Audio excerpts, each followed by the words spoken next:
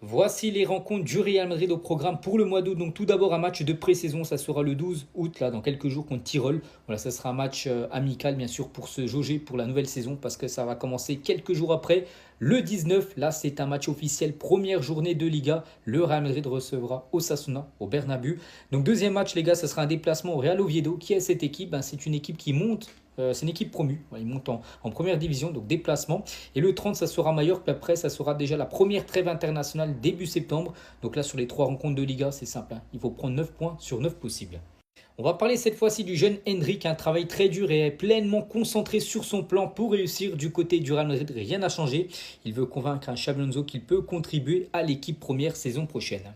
Et surtout, Endrick s'inspire d'un autre Brésilien, Vini Junior à ses débuts. Donc Endrick pense constamment au parcours de Vini au Real Madrid comme exemple. Il restera et il veut se battre pour sa place parce que Vini au début c'était très compliqué, c'était un peu à l'image d'Endrick, il jouait très peu. Puis après au fil des années, il a commencé à devenir très bon. Puis maintenant c'est un cadre. En gros il veut faire la même trajectoire que Vini, Endrick. Deux actus importantes ce matin, les gars. D'abord, à la une de Marca, on a le duo Mbappé-Vini, une connexion à exploiter. Les deux joueurs travaillent pour trouver comment s'associer en attaque. La saison dernière, ils ont marqué ensemble que dans 8 matchs. C'est là, en fait, que je me rends compte que les deux, ils étaient déconnectés. Il n'y avait pas de Wi-Fi entre eux. Il n'y avait rien qui circulait entre les deux. C'est plutôt en fin de saison qu'on a commencé à avoir deux, trois petits trucs, quelques automatismes. Mais sinon, en début de saison, c'était la merde. Et là, il y a intérêt, de toute façon, à les faire collaborer ensemble, à les faire travailler ensemble et à les faire jouer ensemble. Parce que dans tous les cas, on n'aura pas le choix, nous, Madrilènes. On va devoir se coltiner les deux toute la saison. On n'aura pas le choix. Donc déjà, les guéguerres que vous avez créées entre les deux, ça ne sert à rien de les poursuivre parce que les gars, vous allez vous manger les deux toute la saison. Donc tout ce qu'on peut faire là, on est dans le même bateau, c'est d'espérer que Xabi Alonso trouve la solution entre les deux. Et pour moi, ce n'est pas impossible qu'ils travaillent ensemble. Ils sont intelligents, ils ont le talent pour. Il faut juste que l'entraîneur leur dise qu'il attend chacun de leur part. Et que les deux comprennent également qu'ils ont beaucoup de choses à aller chercher ensemble. Ensuite, les gars, on a la confirmation de Fabrizio Romano. Donc, le Real Madrid négocie le nouveau contrat de Gonzalo Garcia. Et Gonzalo Garcia veut rester et porter le numéro 9.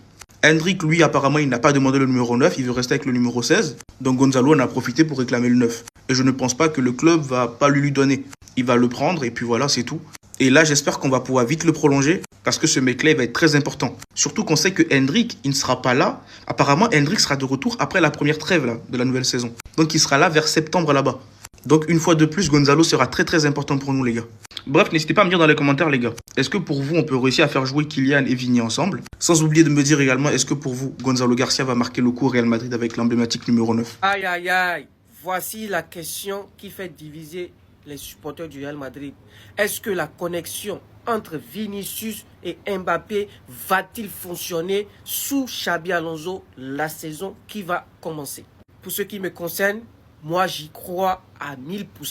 Alors, il y a ceux qui n'y croient absolument pas et vous avez le droit d'y croire ou pas. Maintenant, pourquoi j'y crois? Parce que moi je sais que le choix tactique de Carlo Ancelotti et le choix tactique de Xabi Alonso, c'est la pluie et le beau temps. Ce n'est pas du tout pareil.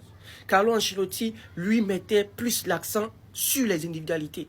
Il ne prenait pas le fait que l'équipe devrait jouer ensemble pour se créer des occasions. Ce qui est opposé à Xabi Alonso. Parce que Xabi Alonso, c'est toute l'équipe qui va fonctionner. Et quand l'équipe va fonctionner, c'est que Vinicius et Mbappé, ça va également fonctionner. Ils vont me prendre les cas de « Ah oui, face à Paris, ça n'a pas fonctionné. » Mais vous voulez un miracle en 4 matchs, c'est ça? En 4 matchs pour changer? Non, ça ne se passe pas comme ça. Maintenant que Xabi Alonso a eu les matchs pour se préparer, les entraînements, vous allez voir que ce n'est pas du tout pareil. Alors les gars, si vous y croyez, dites « moi j'y crois ». Si vous n'y croyez pas, dites non et donnez des arguments très solides pourquoi vous n'y croyez pas. Et surtout les gars, n'oubliez pas de vous abonner et de republier cette vidéo. C'est donc ça qui nous prépare la saison prochaine. De très belles paroles, mais est-ce que ça va réellement marcher? Vinicius et Mbappé essaient de trouver un moyen pour avoir une meilleure connexion sur le terrain. Sur tous les matchs qu'on a joués la saison passée, les deux ont marqué dans le même match dans seulement 8 matchs. Et le dernier match dans lequel les deux ont marqué, c'était contre le Rayo Vallecano le 9 mars. Je sais pas pour vous les gars, mais moi j'ai du mal à y croire. L'agent de Vinicius, Tata Soares, était présent dans les bureaux du Real Madrid ce matin. À ce qui paraît, c'est encore les mêmes discussions. Il serait là pour discuter de l'avenir de Vinicius. Suite à ce rendez-vous, on aura sûrement de nouvelles informations. Concernant la tactique de Xabi Alonso, à ce qui paraît, Pareil, il devrait aligner 2 attaquants la saison prochaine. Normalement et logiquement, j'ai pensé à Vinicius et Mbappé, mais selon les informations, Rodrigo, Brahim, Arda Güler, Hendrick et Gonzalo Garcia devraient se battre pour le même poste. Déjà, je trouve ça bizarre parce qu'Arda Güler ne joue pas du tout à ce poste-là. Et Xabi Alonso a clairement montré son envie de le jouer en tant que titulaire. Après, je pense clairement que Brahim et Hendrick seront sur le banc. Et ça va plus se jouer entre Rodrigo et Gonzalo Garcia pour entrer en fin de match. Concernant Vinicius et Mbappé, j'ai bien envie de me rassurer et de me dire que ça va marcher. Mais au vu de ce qu'ils nous ont montré, les gars, je suis pas très optimiste. Bref, on verra bien. À ce qui paraît, ils sont en train de trouver des moyens pour que ça marche. Et s'ils y arrivent vraiment, ça va être un truc de fou. Bref, les frérots, on verra bien ce que ça va donner. Et surtout, n'oubliez pas de vous abonner. C'est ça qui nous manquait l'année dernière. C'est ça qui manquait à Real Madrid. Ce genre d'entraînement avec de l'intensité et beaucoup de courage. C'est ça qui nous manquait. Parce qu'avec Carlo Ancelotti, non, il n'y avait pas tout ça. Il n'y avait pas ça. Mais Xabi Alonso a été clair. Il vous s'est prévenu. Il dit, lui, il n'aime pas la honte. La honte, ce n'est pas son délit. Il dit, il n'aime pas ça. Donc, vous allez souffrir. Pour manger gros, tu dois souffrir. Xabi Alonso est en train de créer une autre équipe qui n'a rien à voir avec le Real Madrid 2024. Non! Ça serait tellement différent que Real Madrid 2025, j'ai hâte de voir ça. J'ai hâte de voir à quoi ça va donner. Parce qu'avec Xabi Alonso, il y a tellement de choses qui ont changé dans l'équipe. On voit les joueurs qui se donnent à fond dans les entraînements. Allez, ça se sent. Il y a un danger qui arrive. Il y a un danger qui arrive. L'Europe est prévenue. Il y a un danger qui arrive. Ah! Vous allez voir pour croire. Il dit, on va tout prendre. Tout. L'Europe est prévenue. Ils sont en train de devenir fous, les gars. Regardez, ils ne s'arrêtent pas de s'entraîner, les gars. Non, c'est trop. C'est trop. Entraînement le matin. Entraînement l'après-midi. Les gars, c'est ça être professionnel. Regardez Kylian, il a envie de pleurer, là. Ils sont en train de se dire, mais ce coach, il est fou. Non, il est pas fou, les gars. Il est juste en train de vous rappeler c'est quoi être professionnel. Parce qu'avec Carlo, là, avec Carlo, il n'y avait pas tout ça. Avec Carlo, il n'y avait pas tout ça, les gars. Voilà. Regarde, les gestuels. Hein, ça donne des tactiques. Ouais.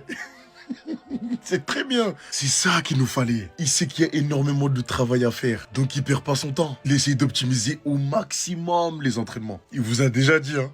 Lui, il aime pas la honte. Il aime pas la honte, les gars. Vous allez travailler. Vous allez proposer quelque chose de cohérent sur le terrain.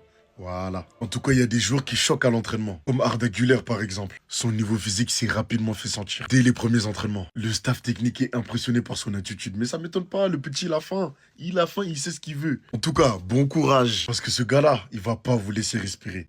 Et si la solution au problème du milieu de terrain du Real se trouvait à la Castilla? Manuel Angel, Thiago Pitarch. Deux milieux de terrain en profil différents mais qui feraient énormément de bien à l'équipe de Xabi Alonso. Commençons par Manuel Angel. Manuel Angel, capitaine de la Castilla, milieu relayeur, qui peut jouer à tous les postes au milieu de terrain mais qui excelle plus au numéro 8. Capable de porter le ballon, à l'aise balle au pied, en point d'être ambidextre. Il rentrerait parfaitement dans ce que Xabi Alonso recherche dans une équipe. De l'autre côté, on a Thiago Pitarch qui pour moi est mon favori.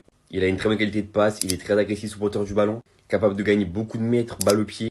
Et il a une certaine élégance et facilité avec le ballon dans les jambes. Ces deux joueurs pourraient faire beaucoup de bien au Real Madrid à voir ce que Xabi Alonso décide de faire. N'hésitez pas à donner vos avis, liker, partager et vous abonner à la Madrid Nadamas.